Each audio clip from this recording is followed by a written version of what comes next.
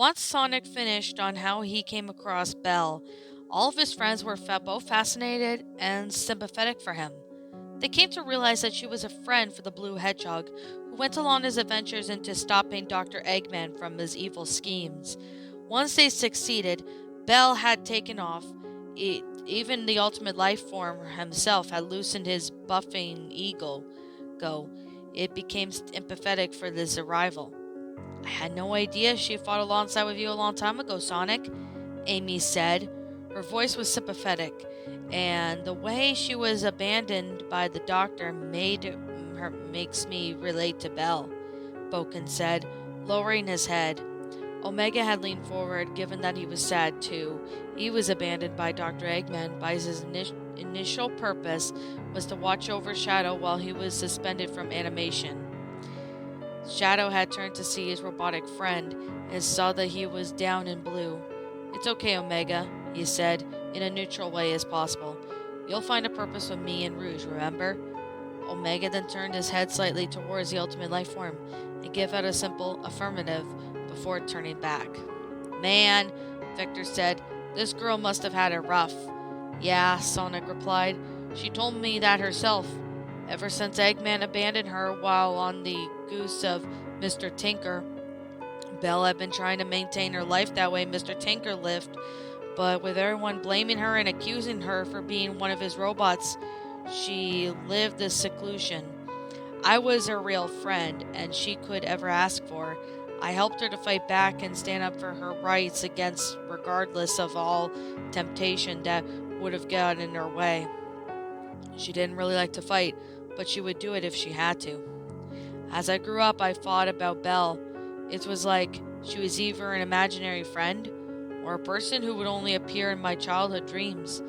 But the more letters we received from her, everything came back to me a bit.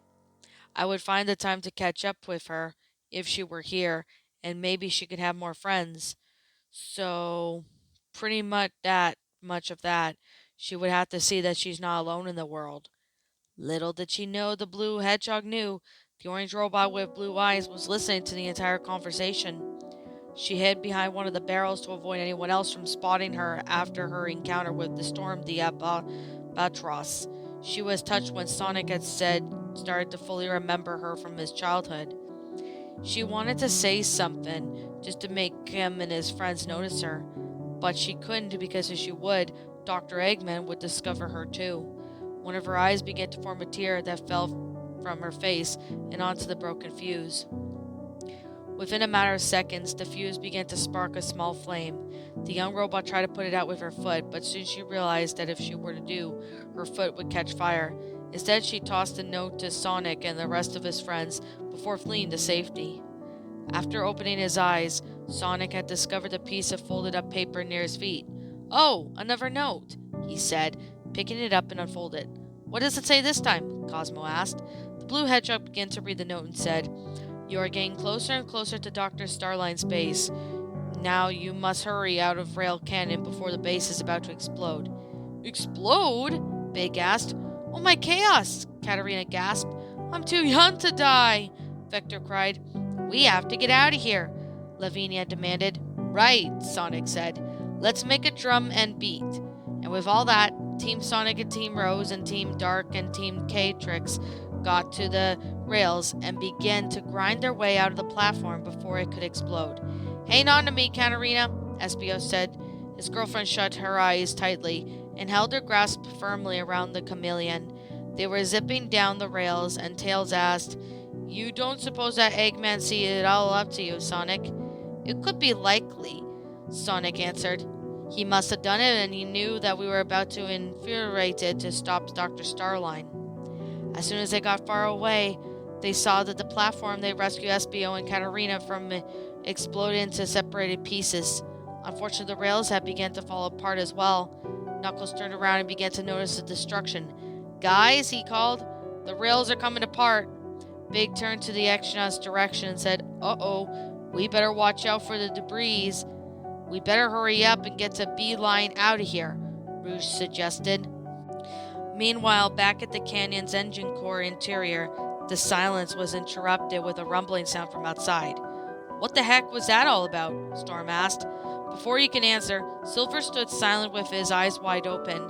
His body began to glow in a cyan aurora. Yo, Silver, Tangle said. You okay? He didn't reply. He just stood there and stared blankly. Hey, Blaze, the lemur asked. What's going on? Blaze looked at her psychic lover and explained. He's seen a vision. Whenever it's something happening near the end or far, he needs to see the action, though. Uh, the psychic visions before interpreting that to it to us. She then placed her hand on his shoulder to get his attention. What are you seeing, Silver? Blaze asked. In a hypnotic state, Silver finally spoke. I see rail cannon being destroyed, with all rails disintegrating to dust and soil, and platforms falling apart. So that's what the sound is coming from? Wave asked. He closed his eyes and his body stopped glowing. No sooner than he opened his eyes, Silver finally said, Yeah, so we gotta get out of here before it's too late. Well, in that case, Whisper said, let's get moving. With all that they said, they ran out of the cannon's engine core and got onto the rails. They began to grind down to the core to make their way out of the cannon. It wasn't long before Jet began to notice the rails above them begin to break apart and fall. Uh-oh, he said before calling out to the others. It's up there. Jewel looked up and saw the falling rails. The rails, she cried. They're falling apart. Crickety, Marine shouted. These platforms are even falling apart. Aw, crap. We gotta grind quickly, Tangle called. It's the only way out. Hey, guys, Styx called. Look over here. She pointed in the direction where Team Sonic, Rose, Dark, and Chaotrix were grinding their way from the fallen rails. That's Sonic and the rest of our friends, Silver said. We gotta follow them. During this time, the Rhino were following up upon the heroes, was being released from the stations. Cream turned her head around to saw them fast approaching their way. The Rhino, she cried. They're heading straight for us. Don't worry about them, Cream, Lavinia said. Let's keep moving, Team Dimension said. The Babylon Rouges and Team West began to notice the Rhino robots as well. Oh no, Styx shouted. The Rhino is coming this way. Less talking, more grunting, Jet suggested, determined to beat through the Rhino. As they were approaching one of the heroes, Storm turned his head and saw one of them shooting a cannon at the Babylon Rouges. Boss, look out, he shouted. Abandoned rail, Jet bellowed. Before the cannon exploded, the Babylon Rouges quickly jumped out from the rails, but they were too fast to get off the rails. As a result, they didn't have enough time to jump back into their extreme gear. The rails from behind Team Wisp and Team Dimension began to fall apart due to the explosions, causing both teams to quickly fall. Hearing the commotion, Katarina loudly asked, Guys, what's going on? When Shadow turned his head, he saw the Rhino that destroyed the rails, and the other three teams were grinding on their charging direction. The Rhinos are heading our way, he announced. We better pick up the speed, Sonic suggested. Thus Team Sonic, Team Rouge, Team Dark, and Team Chaotrix immediately began to grind faster and faster onto the rails. They grinded down the twisted slope, and they even rode the loop-de-loops as fast as lightning. Hang in there, guys, Sonic called. We are almost out of here. But despite their attempts, the robotic rhinos were not far behind. Still holding on to the chameleon for her dear life, Katarina slowly opened one of her eyes, only to see the rhino right behind the group. She gasped so loudly it caught the attention of Charmy Bee and Boken. What's up, Katarina? Charmy asked. One of the rhino robots is super close. Katarina shook in fear.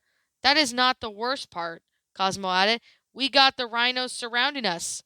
What do we do now, Sonic? Tails asked, now afraid for his dear life. Knowing that they were cornered, Sonic then gave a smirk and said, No worries, I'll take care of them, he said. He jumped off the rail and performed a honing attack to destroy the rhino from attacking them. Before returning to his allies, See, no problem, Sonic said. Shadow rolled his eyes and said in a sarcastic manner, Why didn't I think of that before? Just when they thought they were in the clear, the final rhino robot caught up with the heroes and immediately fired a spiked cannon at the cross rails, causing them to break and disintegrate into dust.